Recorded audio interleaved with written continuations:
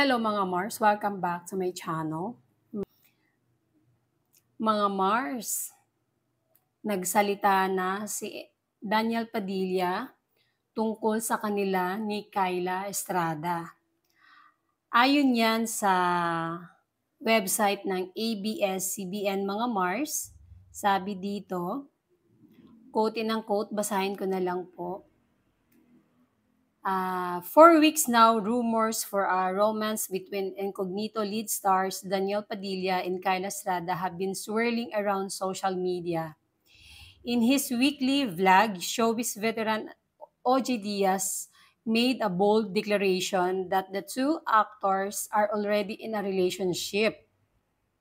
A video of Padilla taken during his US concert tour with another co-star Ian Veneracion also surfaced where he dedicated a song to someone who he called my love. Oh my gosh, mga Mars, nakakakilig. Kumanta si Daniel Padilla, di ba nag-concert nga si Ian and si Daniel Padilla sa US. And then kumanta nga siya, tapos yung kanta niya ay inihandog niya sa kanyang my love. Di ba nakakakilig mga Mars? Ayan. Continue tayo. In one of the season finale episodes of TFC's magazine show, RUG, Padilla was confronted with an inevitable question. May jowa ka na ba? Jowa in English translates romantic partner. He laughed and said, kain muna tayo. O, di ba umiwas si Daniel. Tapos sabi, he did not directly answer the question and instead said, wag na nating i-pressure yung sarili natin. Wag na nating ilagay sa ganon. I-showbiz pa yun. Pero you get my point. Lalabas at lalabas. Pero ayoko lang na may naghihintay na alam mo yun, wag na. Hayaan na nating mangyari ang mga mangyari.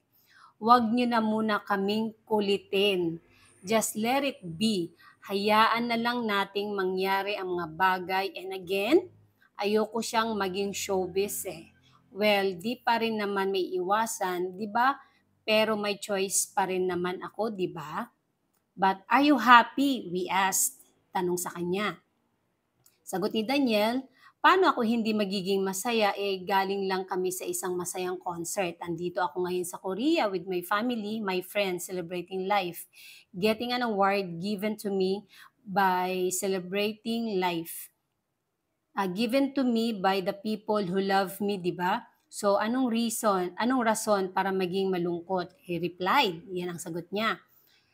Padilla also just turned 30 and if there's one thing in his bucket list, he said he wants to travel more. Yun ang gusto ni Daniel. Sabi ni Daniel, I just want to travel. Dati pa naman nagta-travel na ako pero hindi nga just to experience travel nang hindi ako kasi sometimes feeling ko natitaken ko for granted yung mga bagay kasi masyadong mabilis ang mga nangyayari.